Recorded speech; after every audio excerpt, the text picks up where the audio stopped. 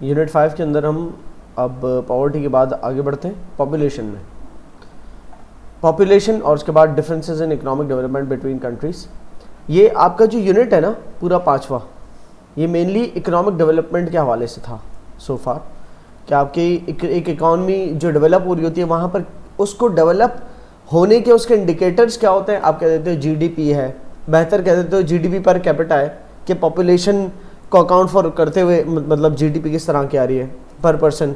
फिर उससे भी और तजावज़ कर जाओ, आगे जाओ तो और सिर्फ आप कहते हैं जीडीपी तो एक इनकम लेवल बताता है, लेकिन अगर आपको ये देखना हो कि हेल्थ और एजुकेशन लेवल क्या चल रहा है, तो अगर आप ये देख लें कि हेल्थ और एजुकेशन क्या चल रही है, उसको साथ मिला लें, वो भी इम्प्रूव होती है विद टाइम, तो फिर आप कहोगे कि और ज़्यादा इकनॉमी इम्प्रूवड है। क्योंकि ऐसा हो सकता है कि मुल्क है जिसकी जीडीपी बहुत ज़्यादा है, लेकिन उसकी जीडीपी ज़्यादा होने से आप ये नहीं कहोगे कि यार उसका वेलफेयर ज़्यादा हो गया।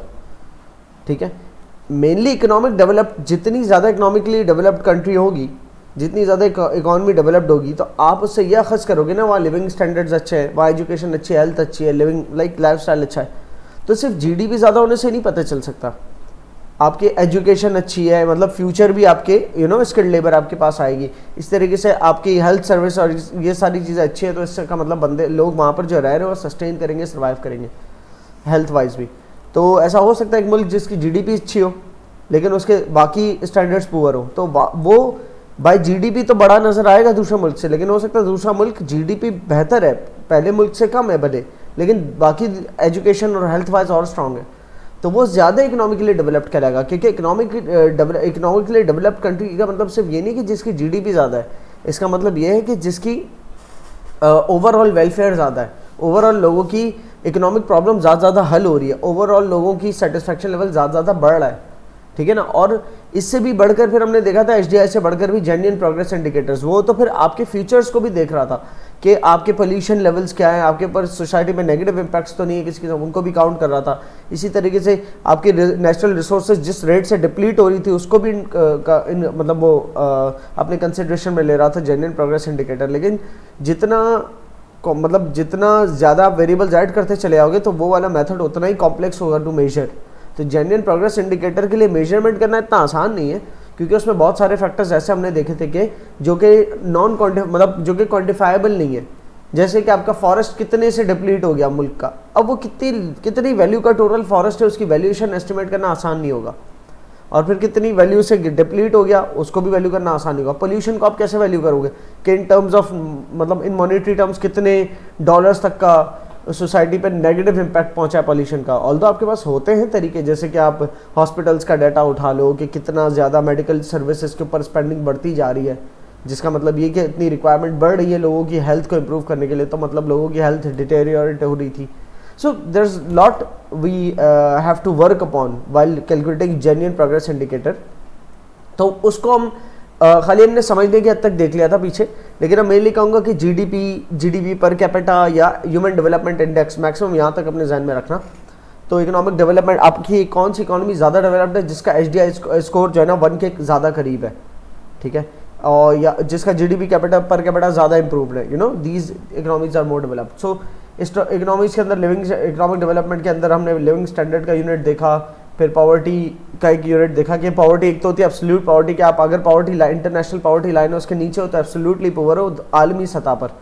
लेकिन एक मुल्क ऐसा है जिसका हर घर का हर फर्द जो है पॉवर्टी लाइन से तो ऊपर है, लेकिन वो अपने मुल्क की लिविंग कंडीशंस के अंदर रहते हुए बहुत वीक फैमिली है, तो वो रिलेटिवली पुअर है। या फिर एक मुल्क दूसरे ममालिक के बनिस्बत अपने रीजन के आसपास की कंट्रीज़ के बनिस्बत जो है वो पुअर है, तो वो भी रिलेटिव पॉवर्टी में काउंट होता है। ये हमने देख लिया था सब, ठीक है। इकोनॉमिक डेवलपमेंट के गिर्द ही घूम रहे हैं। पॉपुलेशन एक बहुत इंपॉर्टेंट फैक्टर है इकोनॉमिक डेवलपमेंट को आगे ले जाने के लिए या पीछे धकेलने के लिए, सही है। मतलब अगर एक इकॉनमी वहाँ पर पॉपुलेशन वर्किंग एज है ही नहीं, तो इकोनॉमी फ्यूचर में क्या करेगी, वो लोगों को फिर इमिग्रेंट्स को बुलाएगी कि वो उनके मुल्क में इमिग्रेट करे, कोई आके स्किल्ड लेबर कहीं और का ब्रेन अपने मुल्क में बुलाने की कोशिश करेंगे। तो इससे क्या होगा, इससे ब्रेन वॉश क्या होता है, ब्रेन वॉश होता है किसी का ब्रेन वॉश करना अपने काम निकलवाने के लिए। क्या हो गया यार, ब्रेन ड्रेन। लेकिन आप अपने मुल्क में किसी को बुला रहे हो तो दूसरे मुल्क का ड्रेनेज आउट हो रहा है और आपके मुल्क में इन्फ्लक्स हो रहा है।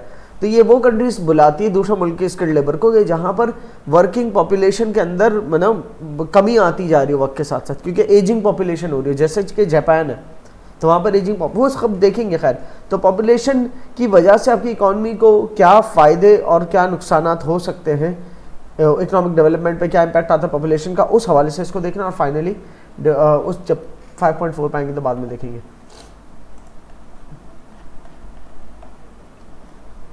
सबसे पहले पॉपुलेशन को जो ड्राइव करते हैं वो कौन कौन से फैक्टर्स हैं, ड्राइव अप या ड्राइव डाउन। पॉपुलेशन डिपेंड करती है मेनली बर्थ रेट्स पे और डेथ रेट्स पे। डेथ रेट्स जितने ज़्यादा होंगे उतनी कम होगी पॉपुलेशन, बर्थ रेट्स जितने कम होंगे उतनी कम होगी पॉपुलेशन, बर्थ रेट्स जितने ज़्यादा होंगे उतनी ज़्यादा होगी पॉपुलेशन, डेथ रेट्स जितने कम होंगे उतनी ज़्यादा होगी पॉपुलेशन। ये क्लियर है, ये समझ में आता है। फिर बर्थ रेट्स के से आगे बढ़कर थोड़ा सा ये भी आता है कि बर्थ रेट्स तो है, फिर मोर्टेलिटी रेट्स भी देखते हैं, चाइल्ड मोर्टेलिटी, इन्फेंट मोर्टेलिटी। अगर इन्फेंट बर्थ रेट तो ज़्यादा है लेकिन इन्फेंट मोर्टेलिटी भी ज़्यादा है, कि जो नौमौलूद बच्चे, जो नए पैदा हुए बच्चे वो मर जाते हैं अगर, तो बर्थ रेट ज़्यादा होने से इसलिए पॉपुलेशन में फ़र्क नहीं आएगा। ऐसी कंट्री में जहाँ पर इन्फेंट मोर्टेलिटी भी हाई है ना, तो वहाँ पर मतलब सर्वाइव भी कम करेंगे बच्चे, ठीक है। और इन्फेंट मोर्टेलिटी हाई कब होती है, जब आपकी हेल्थ केयर सर्विसेज पुअर हो, मेडिकल सर्विसेज पुअर हो, हेल्थ एंड फिटनेस स्ट्रॉन्ग ना हो, ठीक है। जहाँ पर ओके, डेथ रेट्स हाई कब हो सकती है, डेथ रेट जहाँ पर अगर फॉर एग्जांपल कई बीमारियाँ ज़्यादा होती हो, लोग वल्नरेबल टू डिजीजेस हों, या जहाँ पर किसी किस्म के वॉर सिचुएशंस हो रही हों, लैक ऑफ मतलब शॉर्टेज ऑफ फूड हो, इस तरह की वजूहत से डेथ होती है, ठीक है। तो पॉपुलेशन को मेनली बर्थ रेट्स और डेथ रेट्स ड्राइव करते हैं, ये देख। इसके अलावा हाँ एक और बड़ा फैक्टर जो कि पॉपुलेशन, बहुत बड़ा फैक्टर नहीं है, मेनली तो यही दो है, लेकिन थर्ड फैक्टर आप इमिग्रेशन भी माइग्रेशन भी कह सकते हो। एक मुल्क के अंदर अगर लोग आ रहे हैं दूसरे मुल्क में से तो वहाँ की पॉपुलेशन बढ़ी, और जहाँ से लोग जा रहे हैं वहाँ की पॉपुलेशन कम हो रही है, ठीक है।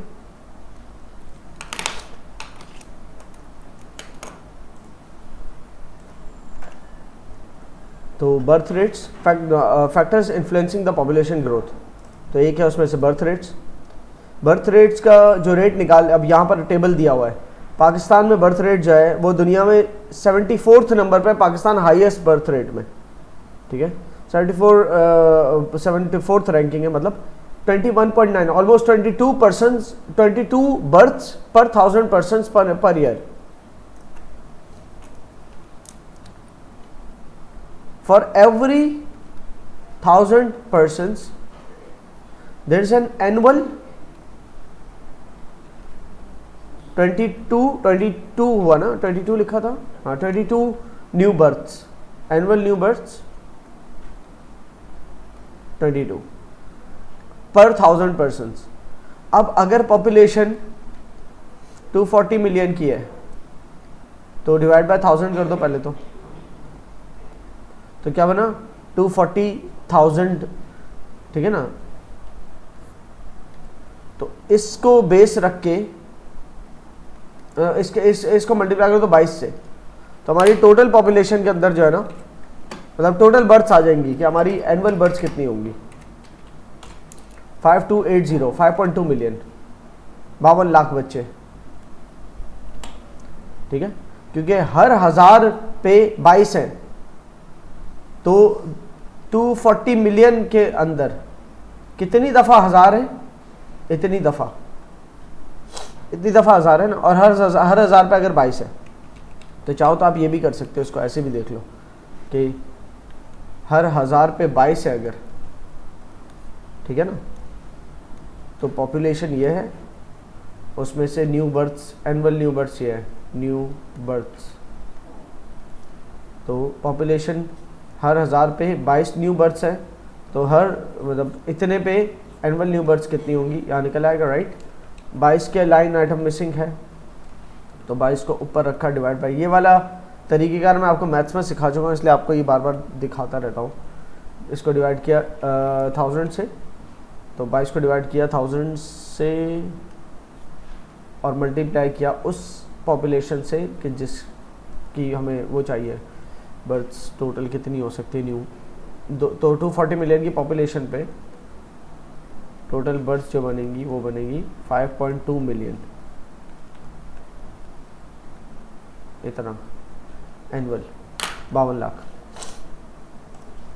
सो यहाँ लाइन से दिए हुए बर्थ रेट्स के सबसे ज़्यादा जो है वो अंगोला के 44.2 पर 1000 पर्सन्स। अब वहाँ जितने भी लोग हैं, जितनी वो पॉपुलेशन उसको 1000 से डिवाइड करके मल्टीप्लाई 44.2 से करोगे तो पता चलेगा एनुअल उनकी पॉपुलेशन में रहते हुए उनके एनुअल जो है कितनी न्यू बर्थ्स होंगी। ये सोर्स दी हुई है, ये डाटा उठाया है indexmandi.com से। अच्छा, reasons for changing birth rates over time. Over time birth rates क्यों चेंज होते हैं, बढ़ते या कम क्यों होते हैं?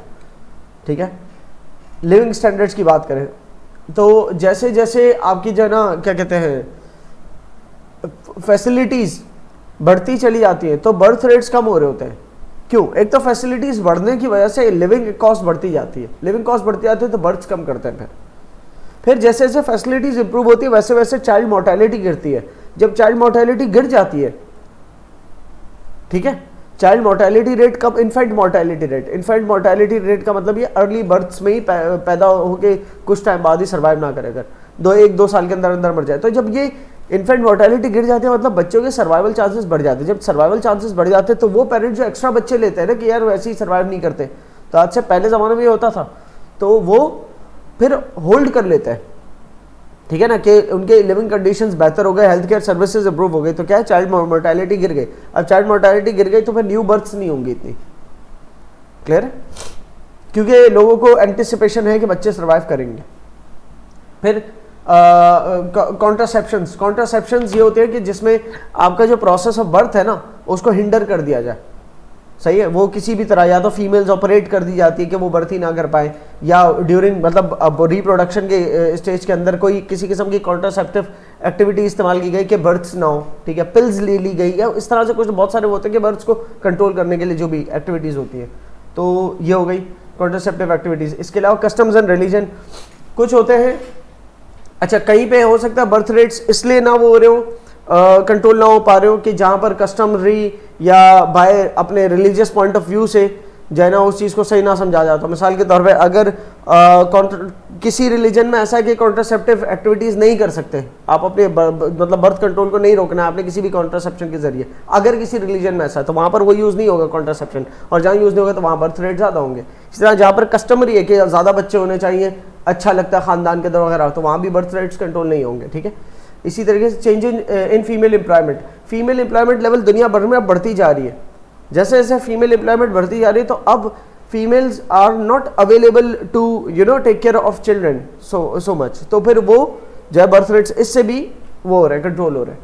ठीक है, अब अगेन इसका जब आप ओवर द टाइम पीरियड, अब जैसे जैसे फ्यूचर में बढ़ते चले आएंगे हम तो देखेंगे कि बहुत सारे ममालिक ऐसे जहाँ पर बहुत ज़्यादा ओवर कंट्रोल्ड बर्थ रेट की वजह से अब वहाँ पर एजिंग पॉपुलेशन हो गई, तो वहाँ पर उनके लोअर एजेस से इतनी बड़ी पॉपुलेशन ही ऊपर सर्वाइव करके नहीं आ रही कि जो है ना उन मतलब सस्टेनेबल लिविंग कर सके मे बी वो, तो वो फिर डिमांड कर रहे हैं कि दुनिया भर से फिर उनके वहाँ पर लोग इमिग्रेंट बन के आए। वो खैर लंबी बहस है, वो दूसरी बात है। अच्छा, मैरिजेस, अब जैसे जैसे मैरिज कर शादी की उम्र जो ऑन एवरेज अगर कभी किसी ज़माने में 18-19 होती थी तो अब बढ़ते बढ़ते 21-22 या बढ़ते बढ़ते 24-25 पे चली गई वो उम्र, तो जितनी लेटर एज में शादी होगी तो विमेन उतनी ही कम मतलब उतने ही पेरेंट्स जो है ना कम बच्चे जो वो लेंगे। ठीक है, तो ये शादी की एजेस मतलब एज जो वो भी है ना वक्त के साथ बढ़ती आ रही है बिकॉज ऑफ एजुकेशन कह लो या अवेयरनेस इस तरह की हो गई अब कि पहले हम कुछ बन जाए और फिर हम शादी करें, तो इस तरह की सारी जो डायनामिक्स चेंज हो रहे हैं लिविंग लाइफ स्टाइल के, तो उसकी वजह से लेटर मैरिजेस और लेटर मैरिजेस की वजह से कम औलाद है। ठीक है, फर्टिलिटी रेट्स,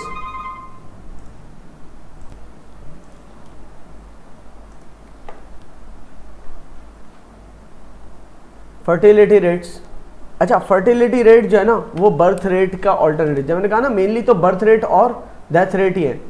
ठीक है, लेकिन एक फर्टिलिटी रेट जो है बर्थ रेट का ऑल्टरनेटिव है, जो कि एक तरह से बर्थ रेट ही बताता है लेकिन बेस पे ये विमेन को रखता है, पर्सन्स को नहीं रखता बल्कि विमेन को रखता है। ठीक है, टोटल बर्थ्स पर विमेन, बर्थ रेट क्या है? Number of births, number of annual births पर 1000 पर्सन्स, पर 1000 पर्सन्स। ये क्या है? बर्थ्स पर वुमेन। आपका क्या मतलब रेशो है? अब फॉर एग्जांपल ये हमारे पास डाटा कौन से साल का है, यहाँ पर साल नहीं लिखा हुआ, बट अगेन नाइजीरिया में 7.15 बर्थ्स पर वुमेन, माली में, ये अफ्रीकन कंट्रीज है ये सारी, ठीक है ना। सिंगापुर में 1.26 बर्थ्स पर वुमेन, 2 वुमेन भी, 2 बर्थ्स भी नहीं, 1.2 क्या होता है भाई? बहुत सारी फैमिलीज 2 बर्थ्स करती होंगी पर वुमेन, लेकिन बहुत सारे नहीं भी लेते होंगे कोई औलाद, तो इस वजह से नो इस तरह से आया।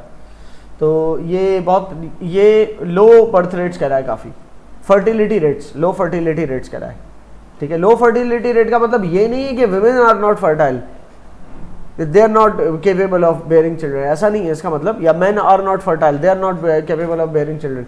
फर्टिलिटी का मतलब ये होता है कि पर वुमेन, बस एक वो निकाला हुआ इंडिकेटर बनाया कि पर वुमेन कितने बच्चे हैं, तो बाय दैट पोलैंड के अंदर 1.29, पोर्चुगल के अंदर पर वुमेन 1.24, तो पर वुमेन 2 चिल्ड्रन भी नहीं है, सही है। अब इसकी बहुत सारी वजह, बहुत सारी वुमेन जो है ना इस रिलेशन में जाती ही नहीं होंगी, पेरेंटहुड वाले, ठीक है, तो जिसकी वजह से ये इनका एवरेज कम हो जाता है।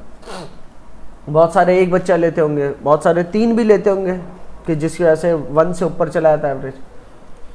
रिप्लेसमेंट लेवल फर्टिलिटी वो कहलाती है कि आपकी इतनी बस फर्टिलिटी है कि आपकी पिछली जनरेशन को रिप्लेस करे। रिप्लेसमेंट फर्टिलिटी क्या होती है?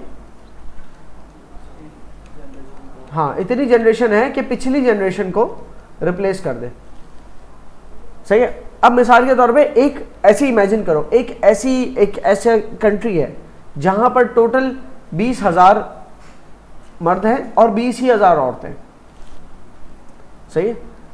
They get into this relationship, वो शादी करते हैं, औलाद लेते हैं, और टोटल कितने? 20,000 नहीं, टोटल 2 बच्चे पर फैमिली कितने होंगे? 2 चिल्ड्रन पर फैमिली, ठीक है। तो उससे क्या होगा? ये रिप्लेसमेंट लेवल फर्टिलिटी है कि वो जब एक्सपायर हो जाएंगे तो 2 चिल्ड्रन का मतलब ये हो गया, एक जो है लेट्स सपोज मेल होगा और एक फीमेल होगा, तो 40,000 अफराद जो कि 20,000 फैमिली, 20,000 कपल्स, 20,000 फैमिलीज बनेंगे, तो उनकी औलाद जो है पर फैमिली 2-2, समझ रहे हो, तो 2 पेरेंट्स के 2 बच्चे, तो यही रिप्लेसमेंट लेवल फर्टिलिटी है। लेकिन 2 से फिर भी थोड़ी सी ज़्यादा होती है, ग्रेटर देन इक्वल टू 2, क्योंकि सर्वाइव भी तो हो सकता है कुछ ना करे, और सबने 2 ही बच्चे लिए, तो बहुत सारे जो नहीं ले रहे उनकी वजह से भी कम हो जाएगी, फिर भी रिप्लेसमेंट नहीं हुआ। बहुत सारे बच्चे ऐसा भी तो होता है कि मर सकते हैं या इमिग्रेट हो सकता है आपके मुल्क से, तो इसलिए 2 से ज़्यादा ही होनी चाहिए, तब जाके रिप्लेसमेंट लेवल फर्टिलिटी आती है। डेथ रेट्स का मतलब वही मोर्टेलिटी रेट। अच्छा, यहाँ पर चाइल्ड मोर्टेलिटी की बात नहीं हो रही, एक था इन्फेंट मोर्टेलिटी रेट, वो एक अलग है, वो अर्ली बर्थ का, उसका ताल्लुक बर्थ रेट से कि अगर इन्फेंट मोर्टेलिटी जिस कंट्री में ज़्यादा है तो वहाँ फिर भी ज़्यादा बच्चे लिए, और ज़्यादा बच्चे लिए जाते हैं, ताकि कुछ तो सर्वाइव नहीं करते और बाकी जो सर्वाइव कर जाते हैं तो उनसे उनका साथ चलता है। और फिर उसके अंदर भी रहते हुए बर्थ रेट्स और भी बढ़ जाते हैं जब वो मेल चाइल्ड की, मेल चाइल्ड के लिए अगर बच्चे, लड़कियाँ पैदा हो रही है तो लड़की की ख्वाहिश के अंदर और बच्चे हो रहे हैं, ठीक है। तो ये बर्थ रेट से ताल्लुक रखता हुआ था इन्फेंट मोर्टेलिटी रेट भी। मोर्टेलिटी का मतलब डेथ रेट, इन्फेंट मोर्टेलिटी नौमौलूद बच्चे, नए पैदा हुए बच्चे की मोर्टेलिटी, ठीक है। यहाँ पर लेकिन इन्फेंट मोर्टेलिटी नहीं है, सिर्फ मोर्टेलिटी रेट लिखा है, मतलब डेथ रेट जनरल। तो पर 1000 पर्सन्स पर ईयर कितने लोग मरते हैं, ठीक है। अब आप अगर ये इसका ग्राफ देखो, बस ग्राफ इंटरप्रेट करना आना चाहिए आपको।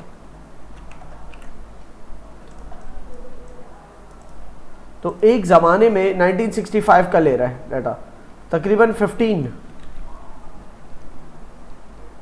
15 डेथ्स पर 1000 पर्सन्स पर ईयर, ठीक है ना। एनुअल डेथ्स कितनी? एनुअल डेथ्स 15 पर 1000 पर्सन्स।